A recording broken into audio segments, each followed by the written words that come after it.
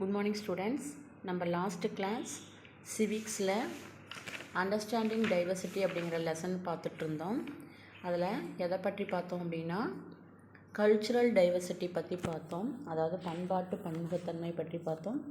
அதுக்கப்புறம் popular dances and music of India, அதாவது இந்தியாவில் புகழ்பெற்ற நடனங்கள், இசை என்னென்ன புகழ்பெற்ற நடனங்கள் பார்த்தோம்.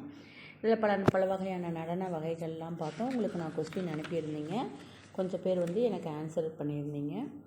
ஓகே, நம்ம இந்த கிளாஸில் எதை பற்றி பார்க்க போகிறோம் அப்படின்னா யூனிட்டி இன் டைவர்சிட்டி பற்றி பார்க்கலாம். வேற்றுமையில் ஒற்றுமை. Though diversity is visible in every aspects of life in India, we are united by the spirit of patriotism. இப்போ இந்தியா பார்த்தோம் அப்படின்னா பன்முகத்தன்மை நிறைந்த ஒரு நாடாக இருந்தாலும் நாட்டுப்பற்று, பேட்ரியாட்டிசம் அப்படிங்கிற ஒரு நாட்டுப்பற்று அப்படிங்கிற உணர்வால் நம்ம எல்லாருமே ஒன்றுபட்டு காணப்படுகிறோம். இப்போ எல்லாருக்குமே நம்ம எல்லாருக்குமே நாட்டின் மீது பற்று அதிகமாக இருக்குது. அந்த நாட்டுப்பற்று அப்படிங்கிற உணர்வால் நம்ம எல்லாரும் ஒன்றுபட்டு இருக்கோம். அதாவது எந்த மதத்தை சார்ந்தவங்களாக இருந்தாலும் சரி, எந்த இனத்தை சார்ந்தவங்களாக இருந்தாலும் சரி, மதம், மொழி இதெல்லாமே இல்லாமல் நம்ம எல்லோரும் ஒற்றுமையாக நாட்டுப்பற்றோடு இருக்கோம். Symbols such as the national flag and national anthem remind us of our great nation and the need to stay united. இப்போ நம்ம நம்ம நாட்டினுடைய சின்னங்களான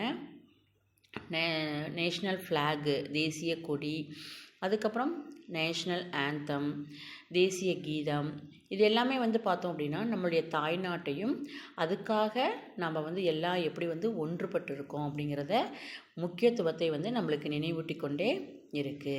இப்போ நம்ம நேஷ்னல் ஆந்தம், நேஷ்னல் ஃப்ளாக் எல்லாமே பார்த்தோம் அப்படின்னா இந்தியாவில் இருக்கக்கூடிய எல்லா மக்களுக்கும் அது ஒரு முக்கியத்துவமான சின்னங்களாகும். அது எல்லாருமே ஏற்றுக்கொள்ளக்கூடிய ஒரு சின்னமாக இருக்குது. Celebration of landmark events such as Independence Day, Republic Day and Gandhi Jayanti every year brings us together and keeps the spirit of one nation alive within us. இப்போ சுதந்திர தினம், நம்மளுடைய நாடு எப்பொழுது சுதந்திரம் அடைந்தது? ஆகஸ்ட் 15, 1947. ரிபப்ளிக் டே நம்ம எப்போ ரிபப்ளிக் ஆனது, எப்போ குடியரசானது எப்போ அப்படின்னு சொல்லி பார்த்தோம்னா ஜனவரி 26, 1950. அப்போ அந்த டேவை தான் நம்ம இண்டிபெண்டன்ஸ், அதாவது சுதந்திரமான டேவை அதாவது ஆகஸ்ட் 15, 1947 நம்ம இண்டிபெண்டன்ஸ் டேவாக செலிப்ரேட் பண்ணுறோம். அதுக்கு பிறகு ஜனவரி 26 நம்ம ரிபப்ளிக் டேவாக செலிப்ரேட் பண்ணுறோம். அதே போல் காந்தி ஜெயந்தி அப்படிங்கிறது பார்த்தோம் அப்படின்னா நம்ம எப்போ செலிப்ரேட் பண்ணுறோம்? அக்டோபர் 2 நம்ம காந்தி ஜெயந்தியாக, காந்தியுடைய பிறந்த நாள், அதனால் காந்தி ஜெயந்தியாக அதை நம்ம கொண்டாடுறோம். இந்த விழாக்கள் எல்லாமே பார்த்தோம் அப்படின்னா தேசிய விழாக்களாக நம்ம நாடு முழுவதும் நாட்டில் இருக்கக்கூடிய எல்லா மக்களும் ஒன்றிணைந்து ஒற்றுமையாக இந்த விழாவை நாம் கொண்டாடுறோம். இந்த விழாக்களை நம்ம எல்லாம் கொண்டாடுறதுனால தான் நம்ம எல்லாரும் ஒரே நாட்டினர் அப்படிங்கிற உணர்வையும் நாட்டுப்பற்றையும் நம்மிடையே ஏற்படுத்துது. India has a multicultural society. India evolved as a single nation through common beliefs, customs and cultural practices. India ஒரு பன்முக பண்பாட்டு சமுதாயமாக இருக்குது. இப்போ இந்தியாவில் பார்த்தோம் இந்தியாவில் இருக்கக்கூடிய மக்கள் எல்லாமே ஒரு பொதுவான நம்பிக்கைகள், பழக்க வழக்கங்கள், பண்பாட்டு மையங்கள், இதன் வாயிலாக நம்ம எல்லாரும் இந்தியர்கள் அப்படிங்கிற உணர்வால் ஒன்றுபட்டு ஒரே தேசத்தால் ஒன்றுபட்டு நாம் எல்லாரும் இருக்கோம். The freedom struggle and the drafting of our constitution stands as ample evidence to the spirit of unity of India. இப்போ நம்ம விடுதலை போராட்ட வீரர்கள்லாம் இருக்காங்க இல்லையா, அந்த விடுதலை போராட்ட வீரர்கள்லாம் நம்மளுக்கு பாடுபட்டு ஆங்கிலேயர்கள்கிட்ட இருந்து நம்மளுக்கு விடுதலையை வாங்கி கொடுத்தாங்க இல்லையா, அந்த விடுதலை போராட்டங்கள், அப்புறம் நம்மளுடைய கான்ஸ்டியூஷன், அரசியலமைப்பு சட்டம், இது எல்லாமே நம்மளுடைய இந்தியாவினுடைய ஒற்றுமைக்கு சான்றாக திகழ்கின்றது. அதுக்கடுத்து இந்த யூனிட்டி இன் டைவர்சிட்டி அப்படிங்கிற வேர்டு பார்த்தோம் அப்படின்னா India is known for unity in diversity. இப்போ இந்தியா அதாவது வேற்றுமையில் ஒற்றுமை இருக்கக்கூடிய நாடாக விளங்குகிறதுன்னு சொல்கிறோம் இல்லையா.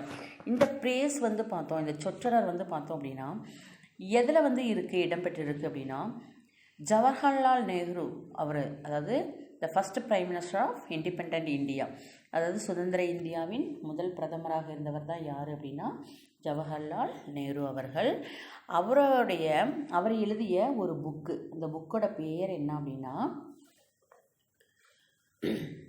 Discovery of India. அந்த டிஸ்கவரி ஆஃப் இந்தியா அப்படிங்கிற புக்கில் வந்து இந்த யூனிட்டி இன் டைவர்சிட்டி அப்படிங்கிற பிரேஸை வந்து அதை பற்றி எழுதியிருக்கார். அப்போ அந்த வார்த்தை வந்து அந்த டிஸ்கவரி ஆஃப் இந்தியா அப்படிங்கிற நூலில் வந்து இடம்பெற்றிருக்கு. ஓகே, இதுக்கப்புறம் வந்து இன்னொரு டூ யூ நோவில் உங்களுக்கு இன்னொன்று கொடுத்துருக்காங்க. என்ன அப்படின்னா V.A. Smith called India as an ethnological museum as a great variety of racial types exist. இப்போ இந்தியாவில் வந்து பார்த்தோம் அப்படின்னா பல்வேறு இன மக்கள், எல்லா இனத்தை சேர்ந்த மக்களும் இருக்காங்க. அதனால் இந்தியாவை வந்து இனங்களின் அருங்காட்சியகம் அப்படின்னு சொல்லிட்டு வரலாற்று ஆசிரியர் V.A. ஸ்மித் அவர்கள் வந்து சொல்லியிருக்காரு. ஓகே, இதோட உங்களுக்கு இந்த லெசன் முடிஞ்சுது. நம்ம இந்த லெசனை பற்றி ஒரு ரீகேப் பார்க்கலாம். India is the land of unity in diversity. India வந்து பார்த்தோம் அப்படின்னா வேற்றுமையில் ஒற்றுமை நிறைந்த நாடாக குறிப்பிடுறோம். Diversity is a state of being different from each other. இந்த டைவர்சிட்டி அப்படிங்கிறது தான் வந்து ஒருவரிடமிருந்து ஒருவர் மாறுபட்டு இருக்கிறது தான் வந்து இந்த டைவர்சிட்டி அப்படின்னு நம்ம சொல்கிறோம். Landforms and climate have an impact of diversity. லேண்ட்ஃபார்ம்ஸ்னால் என்ன, நில அமைப்பு, அதுக்கப்புறம் அங்கு நிலவக்கூடிய காலநிலை, இதையெல்லாம் வந்து பார்த்தோம் அப்படின்னா இந்த டைவர்சிட்டியில் வந்து ஒரு பெரும் தாக்கத்தை வந்து ஏற்படுத்துது. Physical features and climate conditions determine the economic activities of a region. அதாவது ஒரு பகுதியினுடைய பொருளாதார நடவடிக்கைகளை வந்து பார்த்தோம் அப்படின்னா அதனுடைய நிலவியல் கூறுகளும் காலநிலை கூறுகளும் வந்து பெரிதும் தீர்மானிக்கின்றது அப்படின்னு சொல்லிட்டு பார்த்தோம். அடுத்தது linguistic, religious, social and cultural diversity exist in India. இப்போ இந்தியாவில் வந்து பார்த்தோம் அப்படின்னா லிங்குவிஸ்டிக்கு, ரிலீஜியஸ், அதாவது மதம் சார்ந்த பன்முகத்தன்மை, சமூக பன்முகத்தன்மை, பண்பாட்டு பன்முகத்தன்மை, இதெல்லாமே இந்தியாவில் காணப்படுகிறது. India is a subcontinent with all the physical features of a continent. இப்போ இந்தியாவை வந்து சப்காண்டினென்ட் அப்படின்னு சொல்லுவாங்க. ஏன் அப்படின்னா ஒரு காண்டினென்ட்டுக்கு உரிய எல்லா தகுதியுமே வந்து பார்த்தோம் அப்படின்னா எல்லா கூறுகளுமே வந்து பார்த்தோம் அப்படின்னா இந்தியாவுக்கு இருக்குது. அதாவது உயர்ந்த மலைகள் இருக்குது, பீடபூமிகள் இருக்குது, சமவெளிகள் இருக்குது, அப்புறம் ஆறுகள், நீளமான ஆறுகள் ஓடுது. இது எல்லாமே இருக்கிறதுனால இந்தியாவை வந்து என்னென்னு சொல்கிறாங்க அப்படின்னா சப்காண்டினென்ட் அப்படின்னு சொல்கிறாங்க, துணைக்கண்டம் அப்படின்னு சொல்கிறாங்க. அடுத்தது, according to census of India 2001, India has 122 major languages and 1599 other languages. இப்போ இந்தியாவில் வந்து பார்த்தோம் அப்படின்னா 2001ஆம் ஆண்டு மக்கள் தொகை கணக்கெடுப்பின்படி, அந்த கணக்கெடுப்பின்படி இந்தியாவில் வந்து 122 முக்கிய மொழிகளும் 1599 பிற மொழிகளையும் கொண்டு காணப்படுகிறது.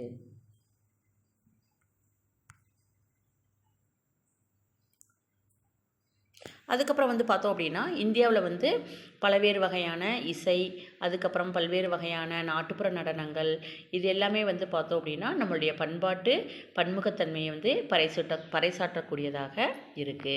அது எல்லாமே வந்து இருக்கிறனால இந்தியாவை வந்து யூனிட்டி இன் டைவர்சிட்டி அப்படின்னு சொல்லுவாங்க. அதாவது வேற்றுமையில் ஒற்றுமையாக இருக்கக்கூடிய நாடு அப்படிங்கிற அர்த்தத்தில் யூனிட்டி இன் டைவர்சிட்டி அப்படின்னு சொல்லுவாங்க. ஓகே, இதோட உங்களுக்கு இந்த லெசன் முடிஞ்சது. நாம் நெக்ஸ்ட் லெசன் வந்து நெக்ஸ்ட் கிளாஸில் பார்க்கலாம். இதில் இருக்கக்கூடிய கேள்வி பதில்கள்லாம் நீங்கள் நல்லா படித்து பாருங்கள், படித்து எழுதி பாருங்கள். Thank you students.